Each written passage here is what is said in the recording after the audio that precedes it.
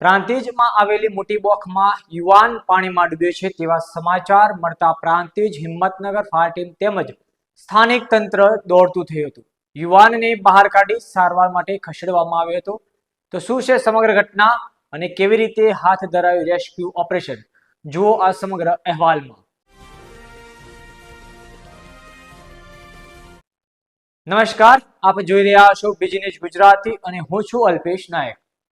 સાબરકાંઠા જિલ્લાના પ્રાંતિજના રામનગર વણજારા વાસ પાસે આવેલ નારાયણ ઘાટ મોટી બોખમાં સવારે બોખના ઊંડા પાણીમાં એક યુવક ડૂબતો હોવાનું ડિઝાસ્ટર મેનેજમેન્ટ વિભાગને કોલ મળી છે।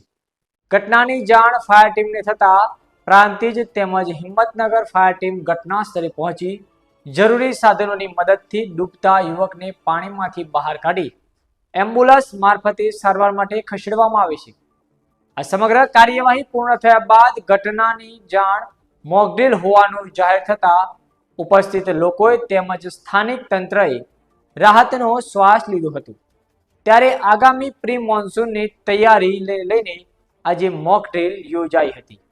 ત્યારે પાણીમાં ડૂબતા વ્યક્તિને સૌથી ઝડપી અને સુરક્ષિત રીતે કેવી રીતે બચાવી શકાય તેમજ તાત્કાલિક કેવી રીતે સારવાર અર્થે ખસેડી શકાય તેમજ ફાયર ટીમ અને તંત્રની કામગીરી અને સાધનોની કાર્યક્ષમતાની સમીક્ષા કરવાના હેતુથી આ મોકડ્રીલ યોજાઈ હતી। આ મોકડ્રીલમાં પ્રાંતિજ મામલતદાર શ્રી, નગરપાલિકાના ચીફ ઓફિસર શ્રી, નગરપાલિકાના સદસ્યો, પ્રાંતિજ તેમજ હિંમતનગર ફાયર ટીમના સ્ટાફ, એમ્બ્યુલન્સ તેમજ આસપાસના રહીશો મોટી સંખ્યામાં ઉપસ્થિત રહ્યા હતા। ત્યારે તંત્ર દ્વારા આયોજિત આ મોક ડ્રીલ સફળતાપૂર્વક પૂર્ણ થઈ હતી।